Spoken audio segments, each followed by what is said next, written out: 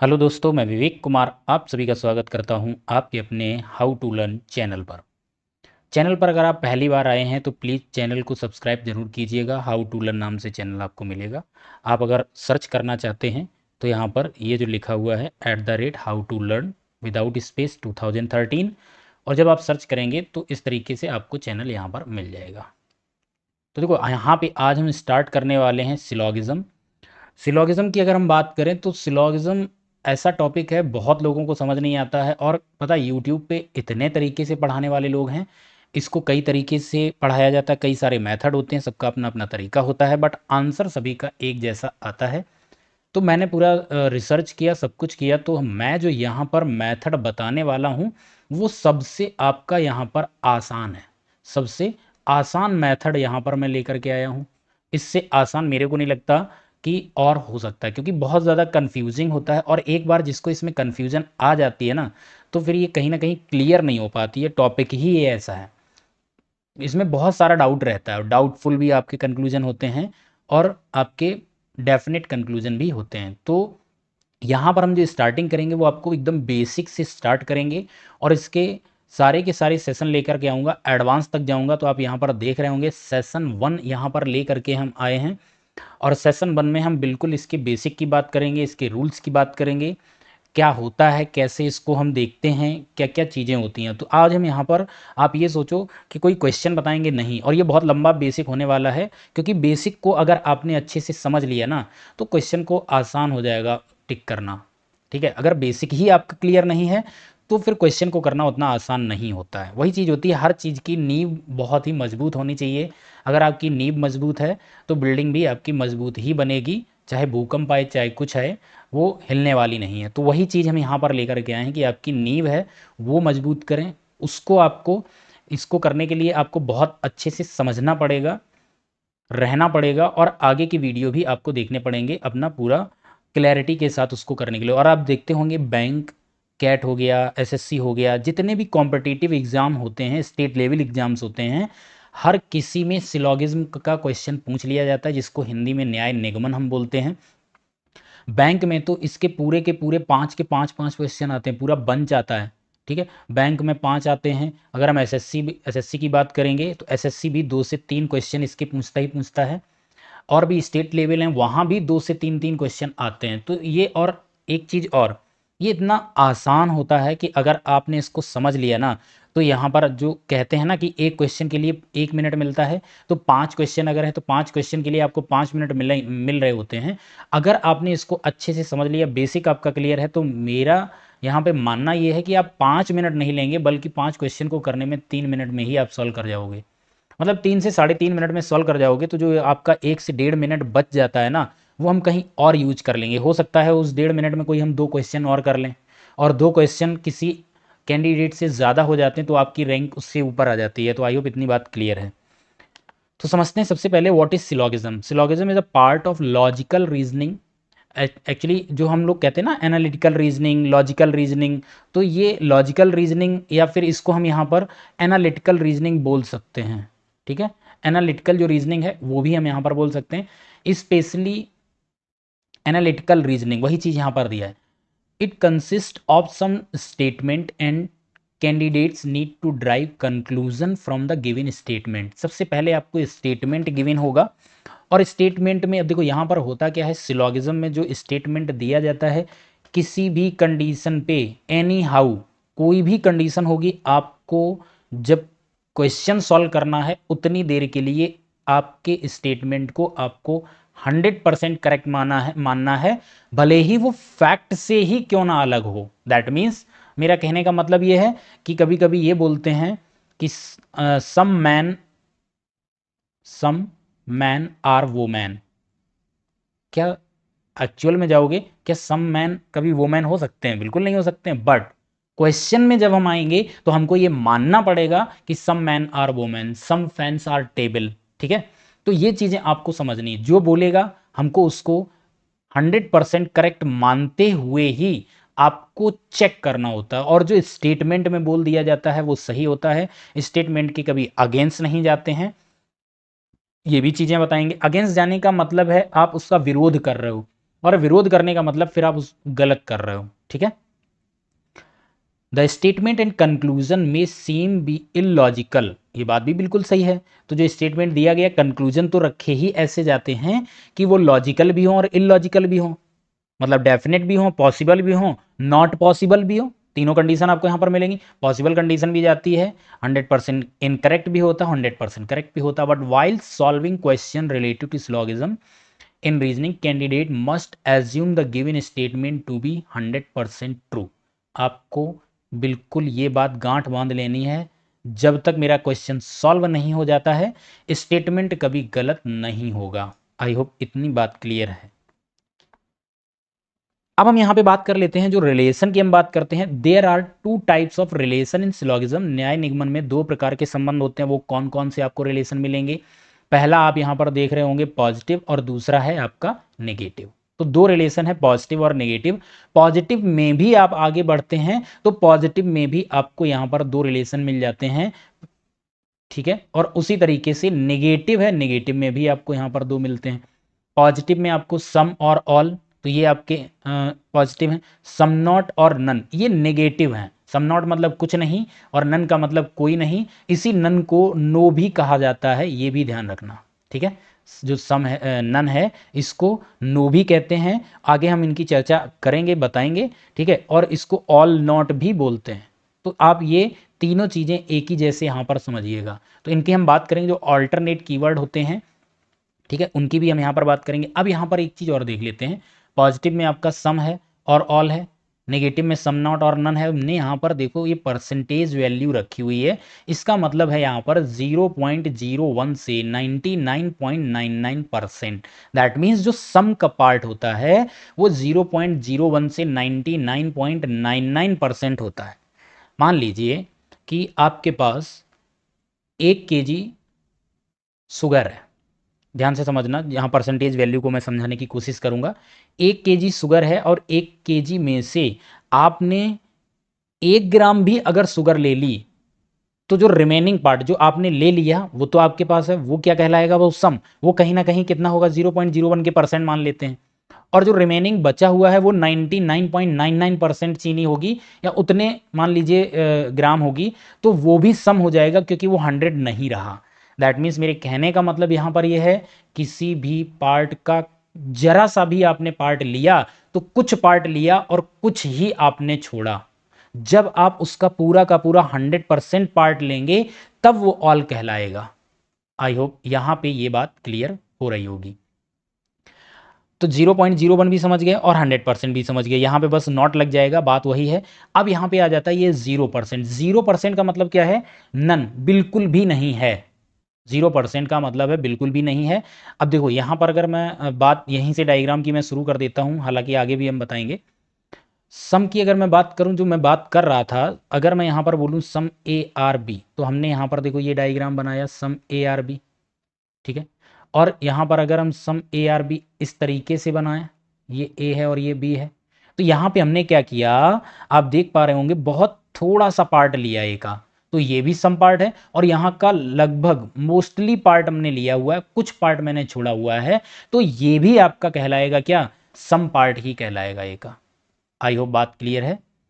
और 0% का मतलब है कि ए है आपका यहाँ पर, ठीक है, ए का आपने कोई भी पार्ट नहीं लिया, 0% है, तो ये आपका कहलाएगा नन ए आर बी, या नो ए आर बी, या all A are not B. Clear हो रही होगी बात। तो कभी कभी परसेंटेज से भी क्वेश्चन पूछते हैं। एसबीआई ने एक बार इस तरीके से क्वेश्चन पूछ लिया था, बच्चे वहां पर भौचक्के रह गए, तो उनको समझ ही नहीं आया कैंडिडेट्स को कि भाई ये परसेंटेज में सिलोगिज्म हम कैसे सॉल्व करें, ये क्या नई बला आ गई हमारे सामने, क्योंकि कभी किसी ने बताया नहीं, कभी किसी ने पढ़ा ही नहीं, कभी किसी ने समझा ही नहीं था, तो वो उनको छोड़ना पड़ा वहाँ पर। मोस्ट ऑफ द स्टूडेंट छोड़ के आए। बाकी अगर किसी का कुछ दिमाग चला होगा, कुछ होगा कोई एक्स्ट्रा ऑर्डनरी माइंड, तो उन्होंने अपना वहाँ पर कर लिया होगा, ठीक है। तो हमने यहाँ पर रिलेशन की बात कर ली। ये 4 रिलेशन मैन होते हैं, जो कि 2 पॉजिटिव और 2 नेगेटिव हैं, सम, ऑल, सम नॉट और नन। इन्हीं 4 को अगर आपने अच्छे से समझ लिया ना, तो सिलॉग आपका पूरी तरीके से एकदम खत्म हो जाएगा। चलिए, जो हम बात कर रहे थे, इनके जो अल्टरनेटिव कीवर्ड थे, रिलेशन थे, उनकी बात करता हूं, जिनको हम सेकेंडरी कीवर्ड यहां पर बोलते हैं। अगर मैं बात करूं सम, तो सम का एक तरीके से आप ये समझो, ये इनके सिनोनिम हैं, ये इनके एक तरीके से सिनोनिम है, ठीक है। तो सिनोनिम में क्या है, फ्यू। अगर कभी फ्यू बोल दिया जाए तो फ्यू का मतलब भी होता है सम, आ फ्यू ये भी होता है सम। ओनली फ्यू, ओनली फ्यू का थोड़ा केस होता है, उसको आगे हम डिस्कस करेंगे कि ओनली फ्यू क्या होता है, ओनली या फ्यू क्या होता है, ठीक है। फिर एटलीस्ट सम, इसका भी मतलब सम ही होता है। एटलीस्ट सम मतलब कम से कम कुछ, चाहे कुछ बोल लो, चाहे कम से कम कुछ बोल लो, चाहे अधिक से अधिक कुछ बोल लो, बात वो कुछ की ही हो रही। ऑलमोस्ट ऑल, ऑलमोस्ट ऑल का मतलब ऑलमोस्ट यहां पर ऑल नहीं होना चाहिए, ऑलमोस्ट सम, ठीक है, ऑलमोस्ट सम होना चाहिए। और फिर maximum, many, most of, mostly, many, more, generally. तो आप यहाँ पर देख रहे हैं इतने सारे कीवर्ड हैं। अगर आपको ये सारे कीवर्ड मिलते हैं तो इन सभी के लिए आपको यहाँ पर क्या समझना है कि ये आपका सम ही है और कुछ नहीं है। आई होप इतनी बात क्लियर है। बस डिफरेंस सिर्फ और सिर्फ इसमें आएगा, इसको हम आपको अलग से वहाँ पर समझाएंगे कि ओनली वाला जो केस होता है वो किस तरीके से काम करता है। उसी तरीके से हम जान लेते हैं ऑल। ऑल को किन किन कीवर्ड से और जान सकते हैं। ऑल के जो ऑल्टरनेट कीवर्ड थे हमने वहाँ पर बताया था कि ये ऑल, सॉरी वहाँ पर मैंने नो के लिए डिस्कस किया था। ऑल, ऑल के लिए आपका ओनली भी आएगा, ईच आएगा, एवरी आएगा, एनी आएगा, ठीक है। तो ये सारे के सारे कीवर्ड हैं, ये ऑल को यहाँ पर रिप्रेजेंट करते हैं। अगर आपको कहीं मिलता है एवरी ए आर बी तो समझ जाइए ऑल ए आर बी, ठीक है। आई होप इतनी बात क्लियर है। नेक्स्ट है सम नॉट। सम नॉट में आपको यहाँ पर मिलेगा जनरली इस तरीके के जो ये कीवर्ड हैं, ये अभी तक लगभग बहुत ही रेयरेस्ट ऑफ द रेयर पूछा गया है। मतलब हार्डली, स्केयरली, आपको फिर यहाँ पर सेल्डम। तो ये बहुत ही रेयरली कभी ना कभी ये पूछा गया है, अदरवाइज ये कीवर्ड कभी यहाँ पर पूछे नहीं गए, ठीक है। बट जानकारी जरूरी है, अगर इस तरीके से आ जाए तो समझ जाइए कि ये रिप्रेजेंट सम नॉट को करते हैं। नन की बात करें, नो अगर आ जाए तो भी नन होता है, नेवर आ जाए तो भी आपका नन होता है, ऑल नॉट है तो भी आपका नन है, नो वन है मतलब कोई भी नहीं। क्लियर है। तो ये जो चार यहाँ पर कीवर्ड है ये नन को रिप्रेजेंट करते हैं। तो इन सभी को आपको अच्छे से एक बार देख लेना, रीड कर लेना है, ताकि जब भी कभी इस तरीके से वहाँ पर कोई कीवर्ड आता है तो आपको स्ट्राइक करना चाहिए कि सम, ऑल, सम नॉट और नन, इनमें से कौन सा आपका यहाँ पर रिलेशन है। इन चार में से ही कोई एक होगा और चार रिलेशन ही आपके मेन रिलेशन हैं। क्लियर हो रही होगी बात। तो रिलेशन यहाँ पे आपने समझ लिए होंगे, अल्टरनेट कीवर्ड। अब यहाँ पे मैं बात करूंगा टाइप्स ऑफ कंक्लूजन। जो कंक्लूजन होते हैं स्टेटमेंट से ड्रॉ होते हैं, जो हम चेक करते हैं, तो वो कितने टाइप के कंक्लूजन होते हैं। तो टाइप्स की अगर हम कंक्लूजन की बात करें तो मेरे कंक्लूजन होते हैं डेफिनेट कंक्लूजन और पॉसिबल कंक्लूजन, ठीक है। तो अगर मैं डेफिनेट कंक्लूजन की यहाँ पर बात करें तो यहाँ पर क्या लिखा हुआ है, absence of can, could, may be, possibility. अगर इन कीवर्ड्स की एब्सेंस है तो समझ जाइए ये डेफिनेट कंक्लूजन है, और ये कीवर्ड आ जाते हैं तो ये आपका पॉसिबिलिटी में चला जाता है। बट एक्सेप्शन केस यहां पर है कैन नेवर। कैन नेवर का मतलब है यहां पर N O N E, none, ये है। जबकि आपको यहां पर कैन दिखेगा, कैन के साथ नेवर आ जाए तो ये डेफिनेट में यहां पर आ जाता है। क्लियर है बात। कैन नेवर का मतलब आप यहां पर ये मत समझना कि कैन कुड है तो डेफिनेट नहीं होगा, एब्सेंस है, और इसकी अगर प्रेजेंस है तो ये डेफिनेट होगा। क्लियर है बात इतनी। ये जैसे यहां पर इसकी प्रेजेंस हुई तो ये क्या होगा, पॉसिबल, और यहां पर इसकी हुई तो डेफिनेट। क्लियर है इतनी बात। ये एक्सेप्शनल केस है, इसको बहुत अच्छे समझ लेना, एक ही कीवर्ड है, इसको ध्यान रखिएगा। एग्जाम्पल के तौर पे अगर मैं बात करूं, अगर आपके पास आए all, sorry some A are B, तो ये आपका किस तरीके का कंक्लूजन है, ये आपका यहां पर है डेफिनेट, ठीक है, ये आपका डेफिनेट है। और यहां पर all A can never B, तो देखो कैन नेवर आया, ये भी आपका यहां पर डेफिनेट ही होगा क्योंकि कैन नेवर आया। आई होप ये बात अच्छे से क्लियर हो गई होगी। अब यहां पर बात कर लेते हैं इनडेफिनेट कंक्लूजन। इनडेफिनेट को आप बोल सकते हो पॉसिबल कंक्लूजन। तो पॉसिबल कौन से होंगे, that means presence of can, could, may be और पॉसिबिलिटी। अगर ये कीवर्ड सारे के सारे आपके कंक्लूजन में हैं तो समझ जाइए इनडेफिनिट कंक्लूजन है, या फिर वो डेफिनेट नहीं है, आइदर और में जाएगा, पॉसिबल कंक्लूजन है, डाउटफुल कंडीशन है। आप इसको ये इस तरीके से बोल सकते हो। अगर मैं एग्जांपल की बात करूं, all A can be B, यानी इसका मतलब होगा सभी ए बी हो सकते हैं, हो सकते हैं, ठीक है, पॉसिबिलिटी है, संभावना वाले जो आते हैं ये सारे के सारे इनडेफिनिट कंक्लूजन में जाते हैं। उसी तरह से हम सेकंड की बात करें, some A are B that is a possibility, कुछ ए के बी होने की संभावना है, बिल्कुल यहां पर ये कैसा होगा, ये आपका इनडेफिनिट कंक्लूजन होगा। आई होप क्लियर हो रही होगी बात। तो डेफिनेट और इनडेफिनेट आपको यहां पर अच्छे से क्लियर हो गया होगा, डेफिनेट कंक्लूजन क्या है, इनडेफिनेट क्या है। अगर मैं एग्जांपल के तौर पे समझाऊं, ध्यान से समझिएगा। मान लीजिए स्टेटमेंट है यहां पर, या कोई एक डायग्राम है, सम ए आर बी, ठीक है, ये आपका है यहां पर सम ए आर बी।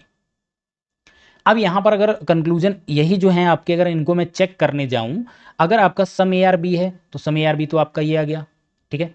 उसी तरीके से यहां पर मैं यहां पर ले लूं दूसरा some B are A, some B are A, तो ये कैसा हो गया, ये आपका डेफिनेट कंक्लूजन होगा। यहीं पे आपको ये बोलूं some A can be B,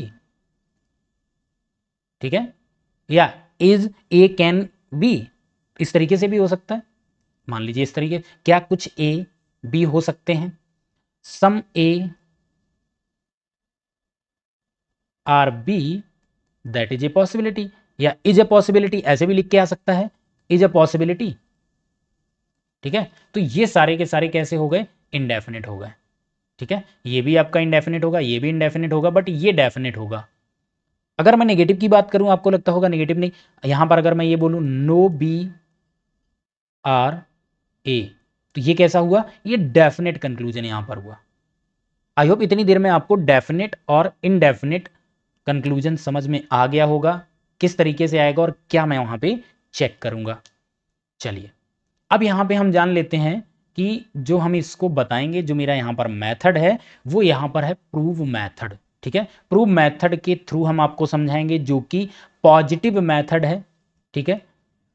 जो चीज पॉजिटिव होगी वही आपको यहां पर दिखेगा, पॉजिटिव रहेगा, और यही चीज हमको यहां पर देखनी है, जो दिख रहा है वही आपका आंसर हो जाएगा, जो नहीं दिख रहा है वो आंसर नहीं होता है, ठीक है। तो ये है हमारा प्रूव मेथड, बहुत ही आसान तरीका है। अब ये प्रूव मेथड जो है ये हमारा बेस्ड है किस पे, डायग्राम पे। तो डायग्राम इसमें बनाना पड़ेगा, और डायग्राम आप बना लेते हैं, सम ए आर बी है तो आप डायग्राम बनाएंगे, ठीक है। और हम डायग्राम की भी बात करें तो जो डायग्राम होते हैं उसमें टू टाइप्स के रिलेशन होंगे। आपको फर्स्ट रिलेशन यहां पर मिलेगा डायरेक्ट रिलेशन, और सेकेंड यहां पर मिलेगा इनडायरेक्ट रिलेशन। तो आप देख पा रहे होंगे आपके पास यहाँ पर ये दो रिलेशन हैं। अब डायरेक्ट रिलेशन क्या होता है और इनडायरेक्ट रिलेशन क्या होता है, वो भी डायग्राम, ठीक है। डायग्राम में दो रिलेशन होंगे। मैं डायरेक्ट की अगर बात करूं तो डायरेक्ट में हम बोल सकते हैं, अगर हम यहाँ पर ये स्टेटमेंट या ये डायग्राम बनाते हैं, some A are B, all A are B, ठीक है, नो ए आर बी,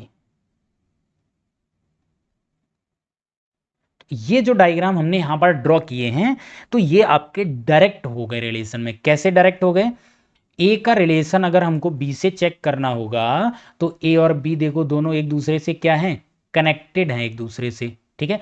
तो जो आपको कनेक्ट दिख रहे होंगे, जो एक दूसरे को टच कर रहे होंगे, उनके बीच डायरेक्ट रिलेशन होता है। यहां पर आप बोलोगे ये तो टच नहीं कर रहा है, बट ये तो इसके अंदर है, ये आउटर मोस्ट बाउंड्री बी की है और बी की बाउंड्री में ए आ रहा है, तो ए के अंदर, सॉरी बी के अंदर ए है, तो यहां पर तो उनका डायरेक्ट रिलेशन डायरेक्ट हो गया, ठीक है।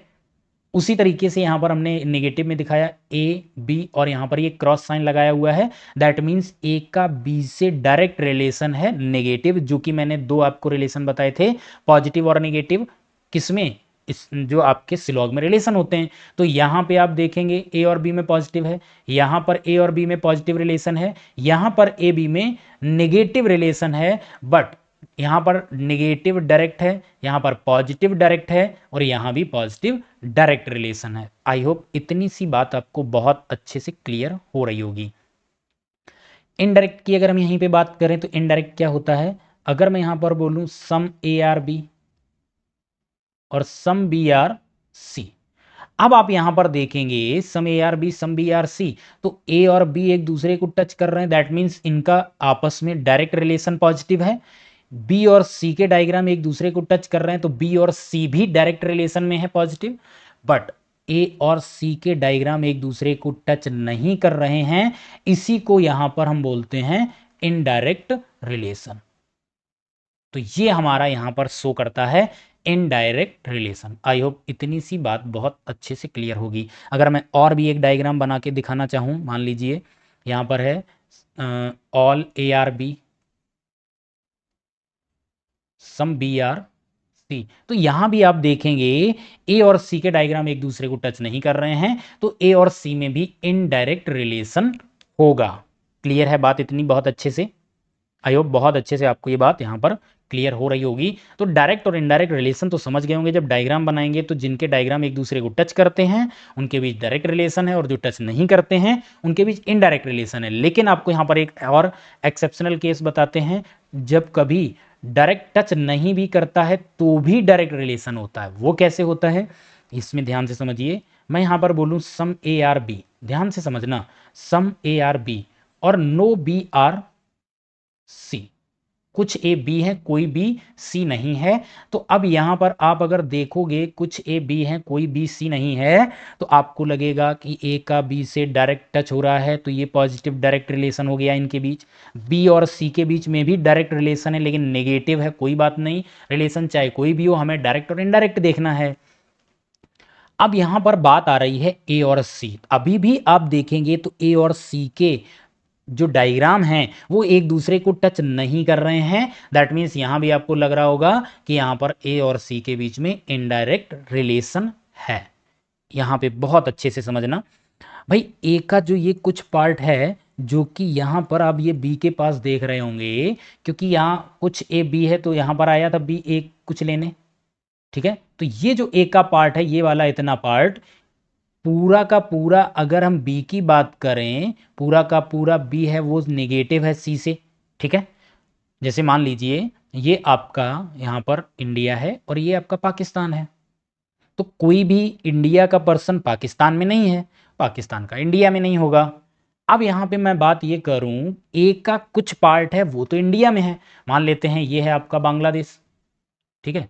तो अब बांग्लादेश का कुछ पार्ट है, सपोज कुछ पार्ट है जो कि इंडिया के पास है, तो ये जो पार्ट इंडिया के पास है ए का यानी बांग्लादेश का, तो अभी आपको लग रहा है बांग्लादेश और पाकिस्तान इनडायरेक्ट है, बट यहां पर बांग्लादेश का जो ये कुछ पार्ट है जो इंडिया यानी बी के पास है, ये वाला पार्ट डायरेक्ट रिलेशन रखता है किससे, आपका सी से। क्लियर है बात? अगर कंक्लूजन कभी यहां पर कुछ ए और सी की बात करेगा तो यहां पर क्या होगा, ये यहां पर डायरेक्ट रिलेशन होगा। क्लियर है बात? एक बार और मैं यहां पे समझा देता हूं। ये ए था, ए का कुछ पार्ट है बी के पास है, कोई भी बी सी नहीं है, तो ए का जो ये पार्ट है, ये वाला पार्ट जो ए बी के पास रखा हुआ है, तो उसका कुछ पार्ट है वो डायरेक्ट नेगेटिव होगा, क्योंकि बी पूरा का पूरा एक तरीके से सी के साथ प्रतिबंधित है, बाउंडेड है, बी सी के पास नहीं जा सकता। तो ए का भी ये कुछ पार्ट है जो सी के पास डायरेक्ट नहीं जा सकता, तो ए का कुछ पार्ट है वो डायरेक्ट सी से रिलेशन रखता है। आई होप बहुत अच्छे से ये बात यहां पर क्लियर हो गई होगी। चलिए अब बढ़ते हैं आगे और समझते हैं। अगर कभी भी डायरेक्ट रिलेशन किसी भी स्टेटमेंट में है, डायग्राम में है और कंक्लूजन आता है, तो डायरेक्ट से निकलने वाले कंक्लूजन या तो 100% करेक्ट होंगे या फिर 100% इनकरेक्ट यानी गलत होंगे। यानी कि जो आपके कंक्लूजन होंगे, और डायरेक्ट का मतलब है यहां पर हमको क्या देखना पड़ेगा, डायरेक्ट की भी अगर हम यहां पे बात करें तो डेफिनेट कंक्लूजन, ठीक है। यहां पर हम डेफिनेट कंक्लूजन को चेक कर रहे होते हैं। आई होप इतनी बात क्लियर है। पॉसिबल को यहाँ पर हम चेक नहीं करेंगे, डायरेक्ट में कभी भी पॉसिबिलिटी नहीं होगी, वो भी हम बताएंगे कैसे नहीं होगी, कहाँ नहीं होगी, आगे हर चीज़ को यहाँ पर हम डिस्कस करेंगे। उसी तरीके से इनडायरेक्ट में चलें तो इनडायरेक्ट में क्या होगा, हमेशा आइदर और बनाएगा, जिस तरीके से ए और यहाँ पर सी हैं, तो ए और सी में यहाँ पर क्या है, आइदर और है, यानी ए और सी के बीच में कुछ भी नहीं बोला गया है, तो हम इनके बारे में कुछ भी नहीं जानते हैं। कोई भी कंक्लूजन आएगा और कोई भी में कंक्लूजन क्या आएगा, या तो ए सी होगा या ए सी नहीं होगा। भाई हमने आपको दो ही रिलेशन बताए, पॉजिटिव और नेगेटिव। अगर आपका मान लीजिए पॉजिटिव आता है, ठीक है, तो 50% है, और आपका नेगेटिव आ जाता है वो 50% है, और पॉजिटिव नेगेटिव मिल करके आपका ये 100% होता है। और इस 100 को जो 50-50 करके होता है उसको हम कंडीशन एक देते हैं आइदर और कंडीशन। ठीक है, तो आइदर और कंडीशन के रूल्स होते हैं, उसको भी हम आगे चल के आपके साथ हम डिस्कस करेंगे। तो आपको यहां पर अच्छे से बात समझ आ गई होगी। जिन वेरिएबल्स के बीच में या जो डायग्राम एक दूसरे से डायरेक्ट टच होंगे उनके बीच में कोई रिलेशन आएगा तो वो 100% करेक्ट होगा, और या फिर इनकरेक्ट होगा, या तो सही होगा या गलत होगा। बीच की सिचुएशन यहां पर नहीं आएगी, सही और गलत देखना होगा। अगर डायरेक्ट रिलेशन है, जैसे कि ए और बी है, तो ए और बी के बीच में कोई भी कंक्लूजन आएगा या तो वो सही होगा या गलत होगा, और कुछ नहीं होगा। बट इनडायरेक्ट रिलेशन है, जैसे यहां पर ए और सी में, बार बार वही बात कर रहा हूं, इनडायरेक्ट रिलेशन ए और सी में है, तो ए और सी में 50% ही कंडीशन सही होगी। और 50% कैसे, या तो कंक्लूजन पॉजिटिव होगा या नेगेटिव होगा, और दोनों में ही हम कुछ बोल नहीं सकते, क्योंकि ऐसी क्या मैं स्टेटमेंट में इनके बारे में कुछ बोला नहीं गया, तो इनके बारे में हम कुछ एक तरीके से एज्यूम भी नहीं कर सकते हैं। हम ये जरूर एज्यूम कर सकते हैं होगा या नहीं होगा, दोनों ही सिचुएशन आएंगी तो वो आइदर और में चले जाएंगे, या तो होगा या नहीं होगा। इसीलिए यहां पर इनडायरेक्ट में क्या होता है, आइदर और कंडीशन आती है और 50% उसका हम कंक्लूजन का वेटेज मानते हैं। क्लियर हो रही होगी बात। चलिए अब यहां पर जान लेते हैं कुछ पॉइंट हैं, उन पॉइंट्स को आपको समझना बहुत जरूरी है। अगर वो पॉइंट्स आप समझ लेते हो तो आपके लिए क्वेश्चन को सॉल्व करना थोड़ा सा आसान वहां पर हो जाता है। तो कुछ यूनिवर्सल पॉइंट हैं। अगर हम बात करें फर्स्ट नंबर पॉइंट की, तो देखो यहां पर है first number, negative conclusion from positive statement is always wrong. और ये तभी कंडीशन फॉलो होगी जब उन दोनों के बीच में आपका डायरेक्ट रिलेशन होगा। जैसे अगर मैं यहां पर सम ए आर बी, ये स्टेटमेंट है, ठीक है, वही कह रहे हैं negative conclusion from positive statement, तो स्टेटमेंट हमारा पॉजिटिव हो गया सम A are B.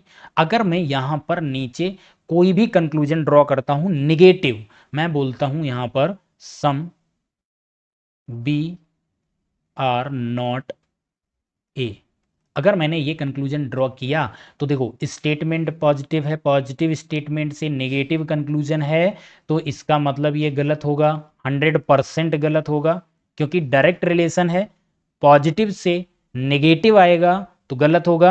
As it is मैं बात करूं, इसी के अगला जो आएगा, ये बात तो समझ आ गई होगी। अब यहां पर ये ऐसा क्यों हुआ, क्योंकि यहां पर डायरेक्ट रिलेशन हमने देखा इनके बीच में था।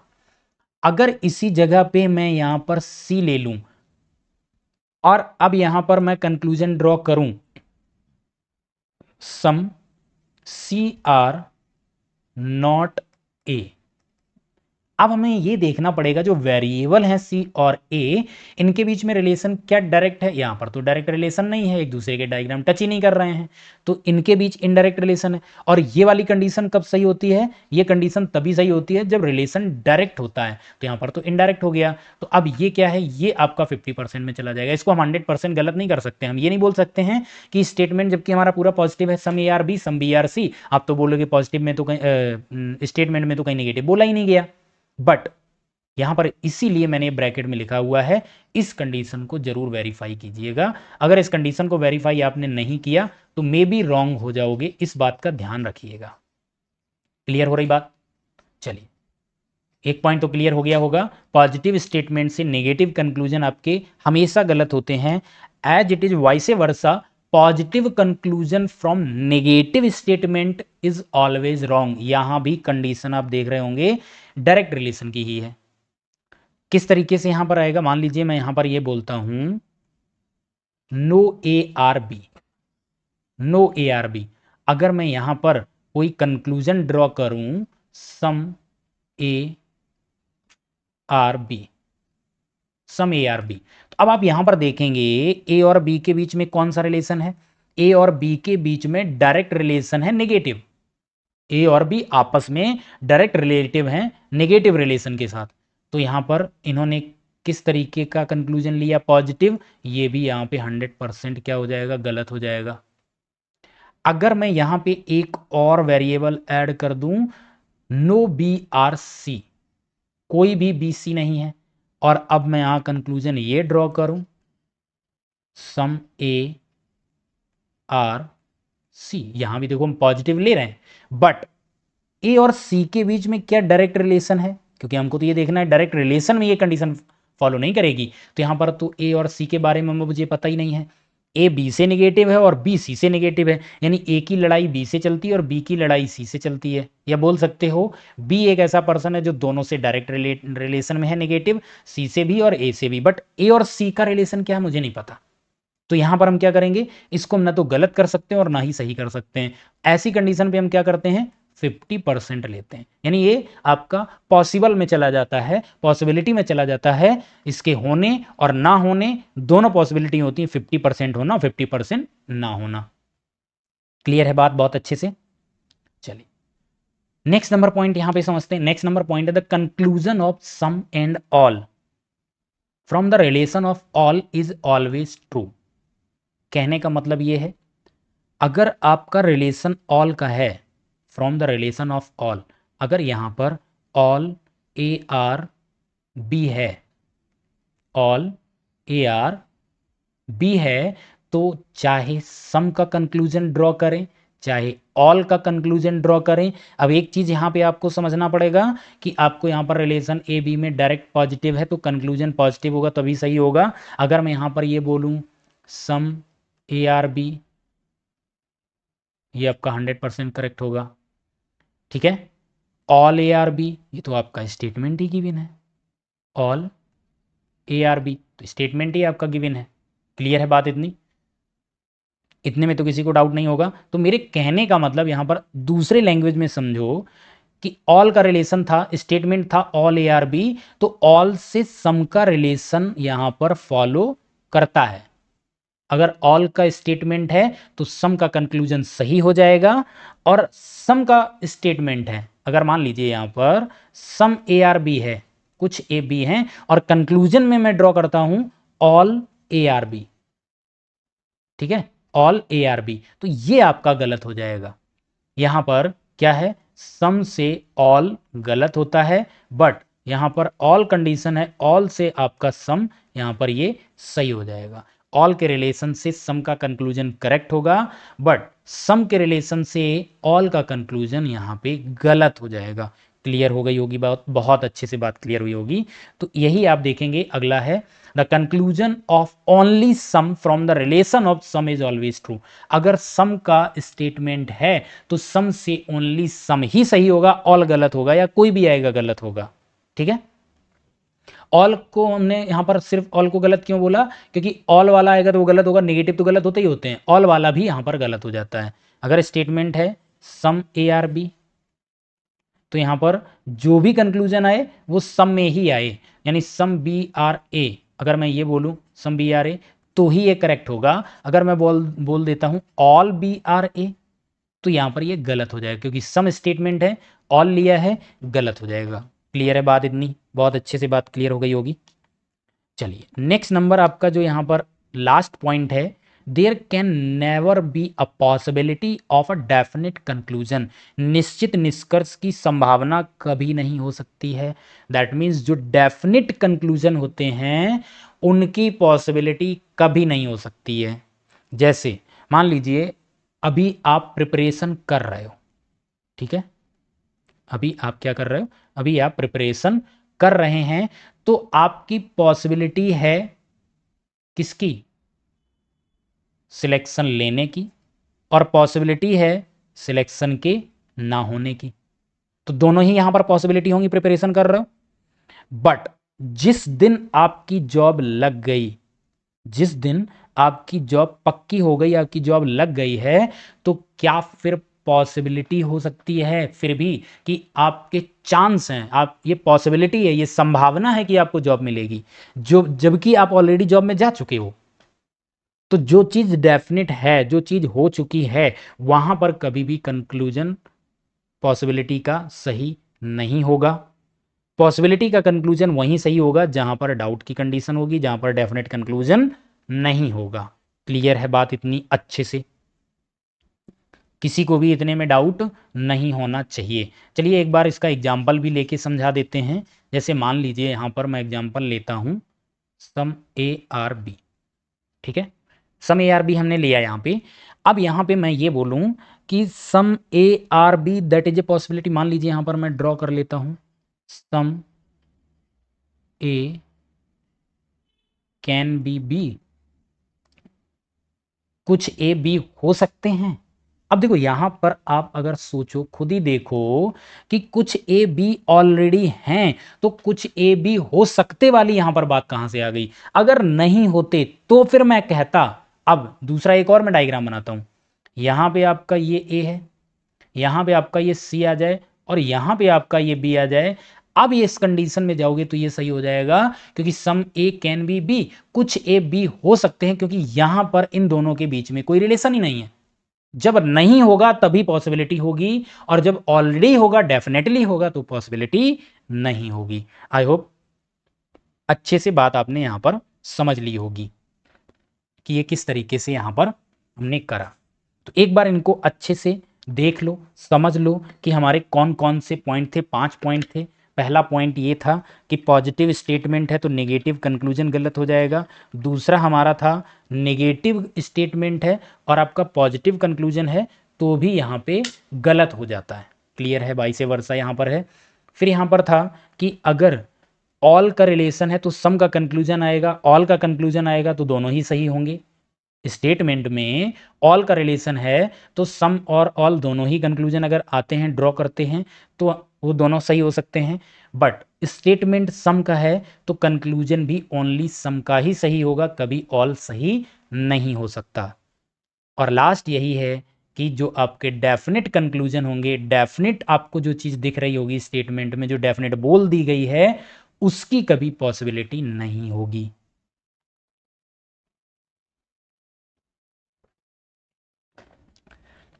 चलिए अब देखो यहां पर वेन डायग्राम भी हम समझ लेते हैं। यहां पर तो वेन डायग्राम की बात करोगे, फर्स्ट नंबर वेन डायग्राम है ऑल ए आर बी, सभी ए बी हैं। तो देखो सभी ए बी हैं, इस तरीके से भी बनाते हैं हम। जल्दी में जो होता है, हम जो बनाते हैं डायग्राम कुछ इस तरीके से बनाते हैं। सभी ए बी हैं, ये भी सही है, ये भी सही है, कोई फ़र्क नहीं पड़ता है, चाहे ये बना लो चाहे ये बना लो। अगर मैं पॉसिबल की बात करूं तो ये भी सही होता है, ए और बी यही है। यहीं पर हमने ओवरलैप कर दिया 2 बार, तो ये ए और बी ओवरलैपिंग कंडीशन में भी हो सकते हैं। ऑल ए आर बी इसमें भी है, ऑल ए आर बी इसमें भी है, ऑल ए आर बी इसमें भी है। बट जब हम सॉल्व कर रहे होते हैं, कभी भी कर रहे होते हैं, या तो ये डायग्राम बनाएंगे या ये बनाएंगे। मैं यहाँ पर ये वाला बना के चलता हूँ। क्लियर है अच्छे से इतनी बात?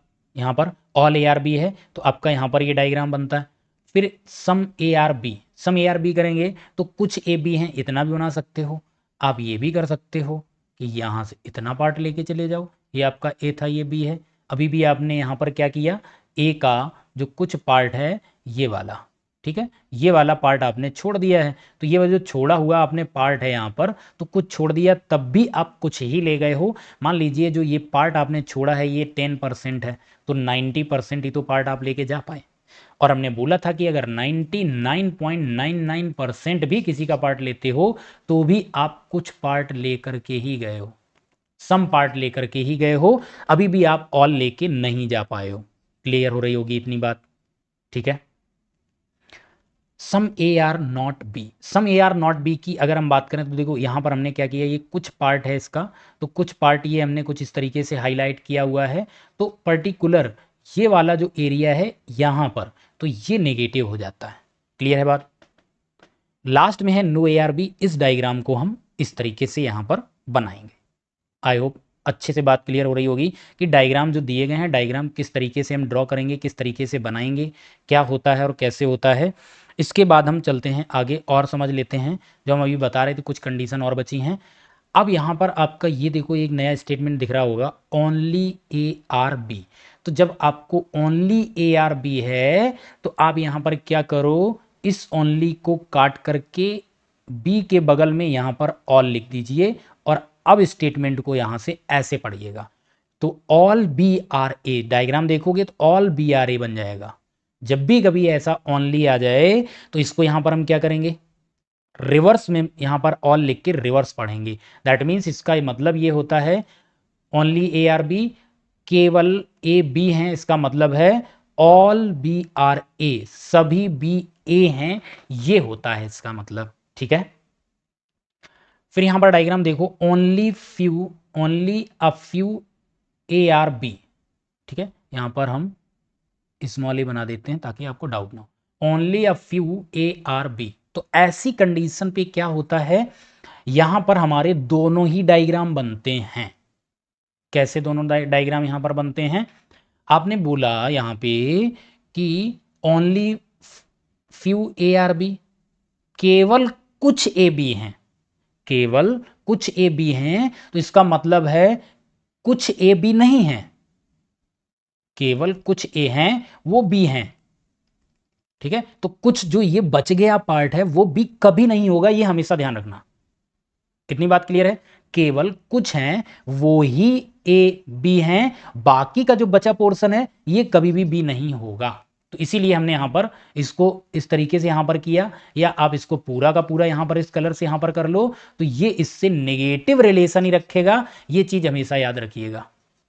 क्लियर है बात इतनी की नहीं है, तो यहां पर ये आपका कंक्लूजन यहां पर निकल आता है, a only few A are B है, तो आपका ये कंक्लूजन भी सही होगा। अगर आ जाता है कि some A are not B, तो ये बिल्कुल सही होगा। तो दो डायग्राम है, ये भी इसका डायग्राम सही है और ये भी डायग्राम सही है, ठीक है। क्लियर बात है इतनी, इसमें इसमें किसी को डाउट बिल्कुल नहीं होगा। डायग्राम क्या थे, किस तरीके से बनाते हैं, मैंने डायग्राम के बारे में यहाँ पर डिस्कस किया। अब यहाँ पर मोस्ट इंपॉर्टेंट पार्ट है, इसको बड़े ध्यान से समझना बहुत अच्छे से। यहाँ पर मैं बात करूँगा स्टेटमेंट, उनके डायग्राम, डेफिनेट कंक्लूजन और पॉसिबल कंक्लूजन की यहाँ पे हम बात करेंगे। डेफिनेट कंक्लूजन कौन से होते हैं, पॉसिबल कंक्लूजन कौन से होते हैं।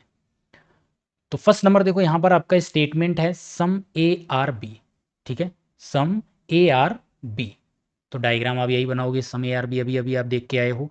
अब एक चीज देखो, हमने यहाँ पर इसको इसको इसको और इसको हाईलाइट किया, क्यों किया, क्योंकि ये एज इट इज आप देखेंगे जो स्टेटमेंट है, एक तरीके से इसको हम क्या बोल सकते हैं, री स्टेटमेंट है, ठीक है। ये क्या है, री स्टेटमेंट है।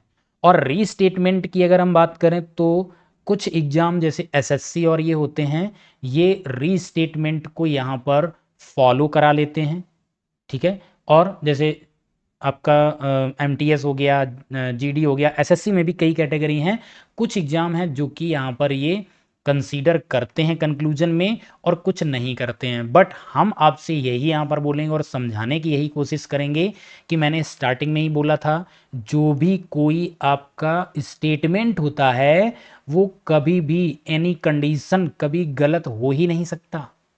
ऑलवेज आपको इसको करेक्ट मानना है, ये कभी भी गलत नहीं होते स्टेटमेंट। और जब स्टेटमेंट कभी गलत होता नहीं है और आप रीस्टेटमेंट यानी नीचे कंक्लूजन में अगेन स्टेटमेंट रिपीट करते हो, तो उसको भाई गलत और सही चेक क्या करना है, वो तो जो चीज़ थी वही आ गई, वही चीज़ आ गई, तो उसको कैसे गलत कर पाओगे, क्योंकि स्टेटमेंट कभी गलत होता नहीं है।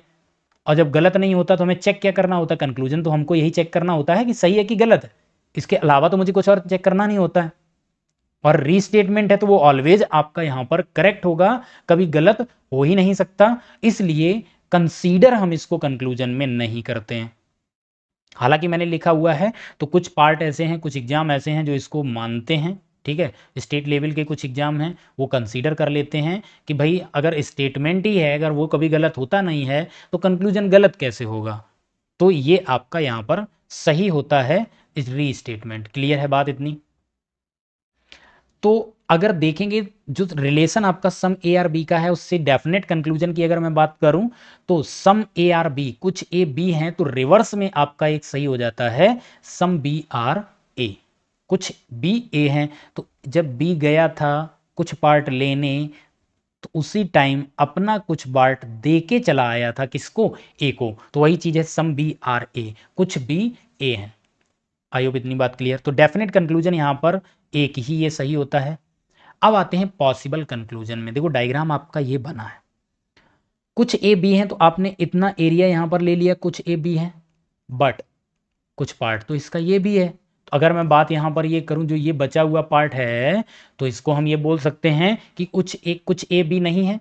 बट अगर आप डेफिनेट पे जाओगे और फिर आप ये बोलोगे सम ए आर नॉट बी, तो एक चीज जान लीजिए, ए और बी में डायरेक्ट रिलेशन पॉजिटिव है, कंक्लूजन जैसे ही नेगेटिव ड्रॉ हो रहा है तो इसको सीधा गलत करो। तो डेफिनेट कंक्लूजन में अगर आएगा तो गलत हो जाएगा, ठीक है, क्योंकि मैं बता चुका हूं। बट वही चीज अगर पॉसिबिलिटी की अगर हम बात करें तो देखो फर्स्ट नंबर यहां पर क्या है पॉसिबिलिटी के केस में, all A are B is a possibility, मतलब कह रहा है सभी ए बी हो सकते हैं या सभी ए के बी होने की संभावना है। बिल्कुल है, डायग्राम ऐसे बना दो, सभी ए बी हैं।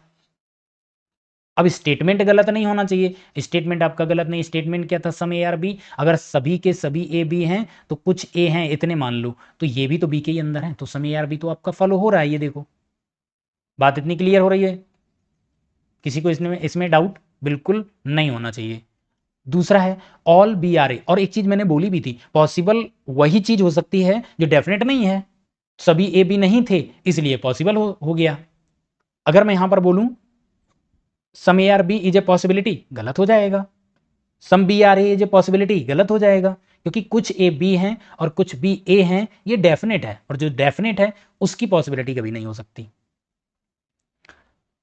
तो all B are A is a possibility, ये भी आपका यहां करेक्ट हो जाएगा, सारे के सारे बी ए के अंदर डाल सकते हो, कोई प्रॉब्लम नहीं है। ये देखो इस तरीके से प्रूव कर दो, ये आपका बन जाएगा diagram, all B are A. तो यहां पर स्टेटमेंट आपका क्या कह रहा है, सम ए आर बी, बिल्कुल इतना सारा पूरा का पूरा एरिया ए का है जिसमें से इतना एरिया कुछ एरिया बी के पास है, सम ए आर बी, बिल्कुल आप बोल सकते हो, ठीक है। फिर आ जाते हैं यहां पर next, some A are not B is a possibility. तो देखो यहां पर क्या आ रहा है, अभी हमने यहां पर जो लिखा था statement some A are not B, मैंने डेफिनेट में गलत किया, क्यों किया, क्योंकि डायरेक्ट में पॉजिटिव था इसलिए गलत हो गया। बट यहां पर कुछ ए बी हैं तो कुछ ए हैं वो बी नहीं भी तो हो सकते हैं।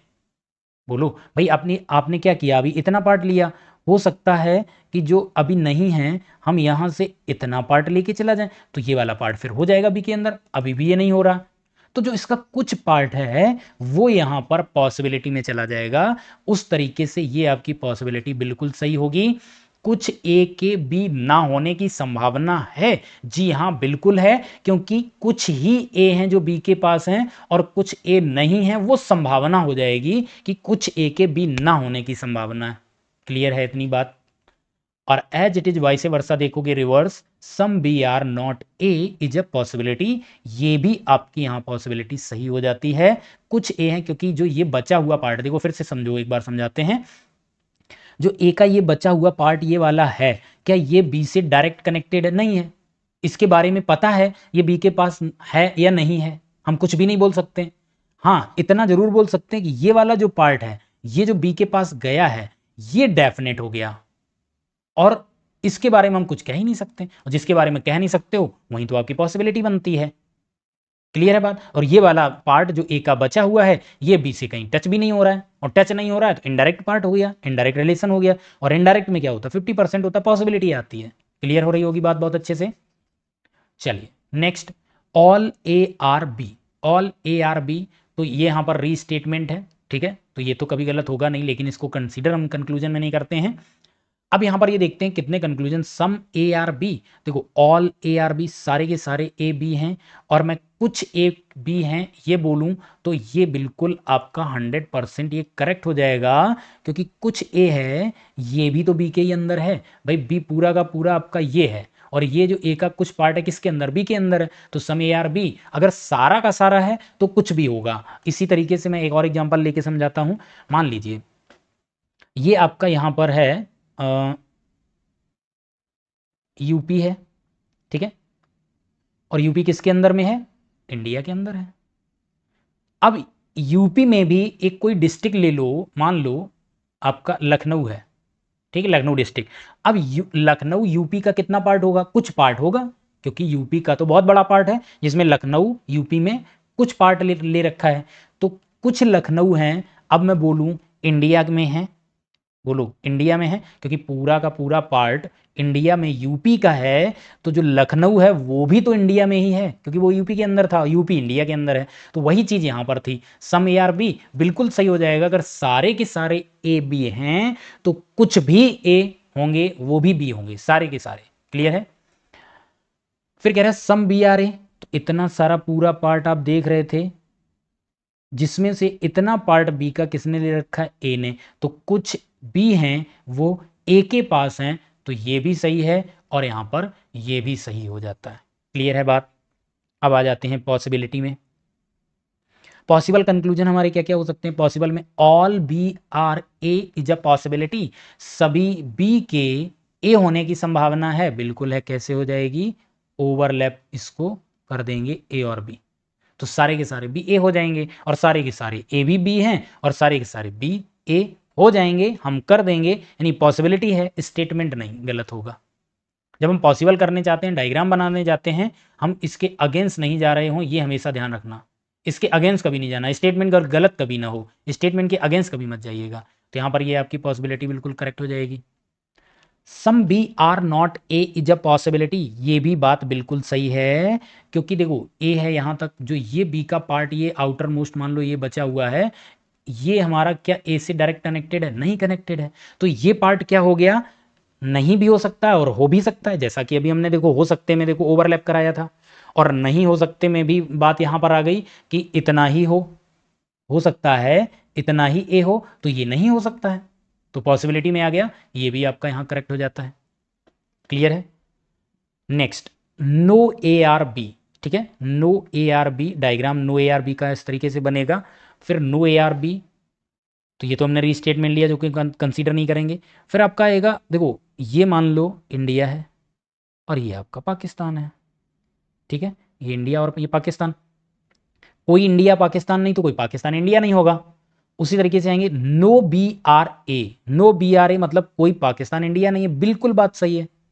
अगर इंडिया का कोई इंसान पाकिस्तान में नहीं है तो पाकिस्तान का इंसान कोई यहाँ पर नहीं है। इंसान हो सकते हैं, आपको लगता है हम ऐसे बोल रहे हैं, हम ये मान लेते हैं किसी भी इंडियन की नागरिकता पाकिस्तान में नहीं है और किसी पाकिस्तानी की नागरिकता इंडिया में नहीं है। क्लियर हो रही है उतनी बात।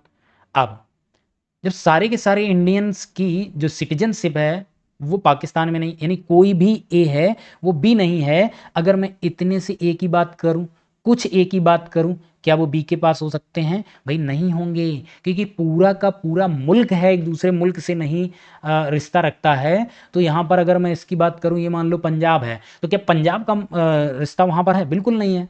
और पंजाब इंडिया का कितना पार्ट, कुछ पार्ट है, तो बोल सकते हैं कि कुछ पार्ट है वो भी नेगेटिव होगा, यानी सम ए आर नॉट बी, बिल्कुल सही। उसी तरीके से कोई बी ए नहीं है तो उसका अगर हम कुछ पार्ट लेंगे तो वो भी हमारा इससे नेगेटिव होगा, ये भी आपका यहाँ सही हो जाएगा। और इस कंडीशन में एक चीज है यहाँ पर, इस कंडीशन में पॉसिबिलिटी केस कोई भी नहीं बनता है, कोई भी नहीं बनेगा, आप बना के देख लो। आप यहाँ पर ये बोलोगे कुछ ए के बी होने की संभावना है, और जैसे ही कुछ ए के बी होने की संभावना आप कराओ, स्टेटमेंट के अगेंस्ट चले गए। क्यों, स्टेटमेंट करा कोई ए बी नहीं है, यहाँ तो कुछ ए हैं जो कि बी के पास हैं, ये देखो स्टेटमेंट के अगेंस्ट चले गए, तो यहाँ पर कोई भी आपकी पॉसिबिलिटी नहीं होगी। क्लियर है बात, नो पॉसिबिलिटी। अब आ जाते हैं last, some A are not B, ये वाला जो आपका स्टेटमेंट है, ये आपका rarest of the rare condition में कभी कभार ये पूछ लिया जाता, नहीं तो मोस्ट ऑफ द, ये तीन रिलेशन ही एग्जाम में पूछे जाते हैं, इन्हीं तीन रिलेशन से मोस्ट ऑफ क्वेश्चन बनते हैं। ये वाला जो रिलेशन है ये नहीं पूछा जाता, इसलिए नहीं पूछा जाता है क्योंकि इस स्टेटमेंट का ये डायग्राम बनता और एक भी इसका डेफिनेट कंक्लूजन नहीं बनता है, यानी इससे जो भी कंक्लूजन ड्रॉ करोगे वो कभी सही होगा ही नहीं, चाहे कोई भी हो। ठीक है, क्यों नहीं होता है, क्योंकि वो सारा का सारा हमारा कहां चला जाता है, पॉसिबल कंक्लूजन में चला जाता है, इसलिए डेफिनेट यहां पर कुछ भी नहीं होगा। तो देखो डेफिनेट क्या हो सकता है, जो रीस्टेटमेंट है वही डेफिनेट है और कुछ डेफिनेट नहीं है। Some A are B is a possibility, तो देखो यहां पर स्टेटमेंट ये बोला है कुछ ए हैं वो बी नहीं है, बट ये वाले जो बचे हुए हैं ये हो भी तो सकते हैं, इस तरीके से यहां पर आप नेगेटिव दिखा दो, कुछ ए नहीं है कुछ ए बी हो जाएंगे, वही है some A are B is a possibility, ये बात बिल्कुल यहां पर सही हो जाएगी।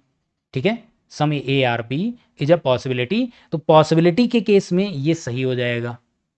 ठीक है, अगर आप डेफिनेट पे जाते, अगर डेफिनेट पे जाओगे तो फिर हमारा यहां पर रूल क्या होगा, ए और बी के बीच में नेगेटिव है, आपने पॉजिटिव ड्रॉ किया हुआ है।